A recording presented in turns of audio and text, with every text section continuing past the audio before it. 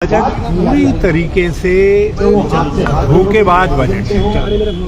इस बजट में अधिकांश मामलों में जिसमें वित्तीय प्राविधान निहित हैं और जिसको एक वादे के रूप में कहा गया, ये कहा गया है कि ये 3 वर्ष आगे के 3 वर्ष होंगे। इसका मतलब है जो वर्तमान वित्तीय वर्ष है उसमें सरकार के पास धन नहीं है और इसलिए लायबिलिटी नहीं लेना चाहते हैं।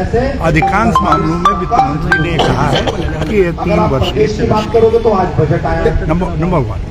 नंबर 2, हम उम्मीद कर रहे थे कि आखिर अपने कार्यकाल के आखिरी वर्ष में, जबकि प्रधानमंत्री जी ने शुरू में कहा था कि हर साल 2 करोड़ नौकरियां, तो कम से कम देश के युवाओं से माफी मांगते हुए कहते कि भाई पहले 9 साल या 8 साल मैं आपको 2 करोड़ लोगों को हर साल नौकरी नहीं दे पाया और अब इस साल हम उस वादे को पूरा करेंगे ताकि आगे के लिए भी एक परंपरा प्रारंभ हो।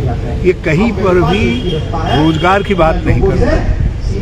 ग्रोथ डिसेप्टिव ग्रोथ है, खाली कुछ लिफाफे योजनाएं प्रस्तुत की गई हैं।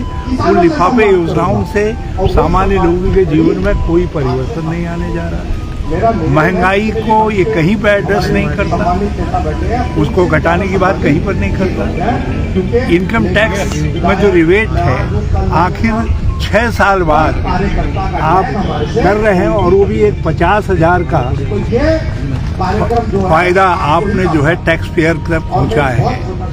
चाहे पुरानी स्कीम के हिसाब से लीजिए या नए स्कीम के हिसाब से लीजिए, और ये तकरीबन 50,000 के आसपास आता है।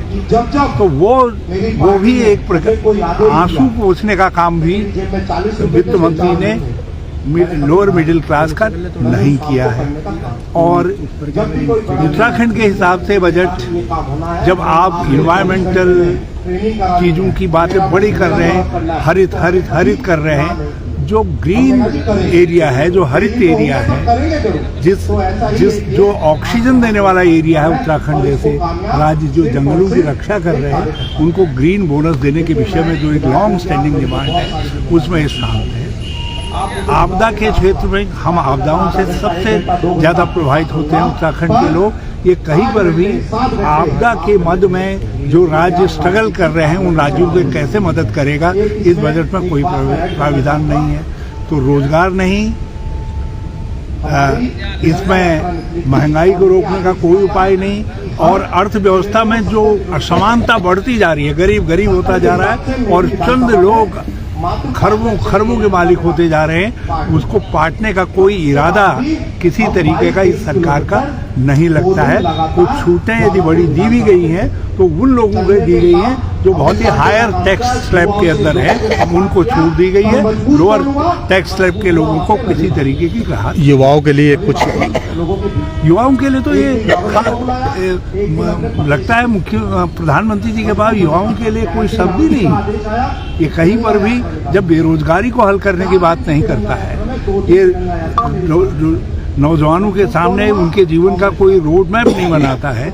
एजुकेशन और सोशल स्पेंडिंग जिसमें मेडिकल आदि है उसमें बहुत ही माइनर वृद्धि करता है, सोशल सेक्टर को इग्नोर करता है। तो ऐसे बजट को जो है ये कहा जाएगा कि केवल ये चंद शब्दों का बजट है, इससे देश की समस्या का कोई समाधान नहीं।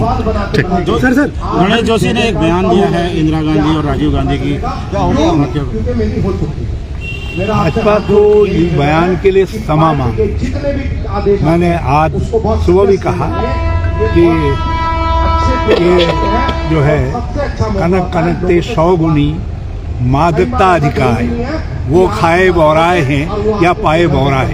ये भाजपा के लोग सत्ता देख करके बौरा गए। इनको कोई हक नहीं है कि ये हमारे शहीदों की, हमारे महापुरुषों की शहादत का अपमान करें, उनके बलिदान का अपमान करें।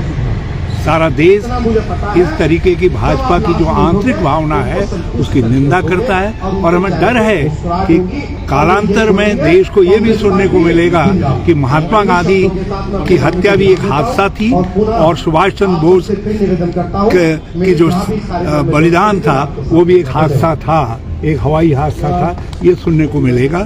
तो हम इस बयान की घोर निंदा करते हैं और ऐसे बयान देने वाले व्यक्ति ने उत्तराखंड को कलंकित किया।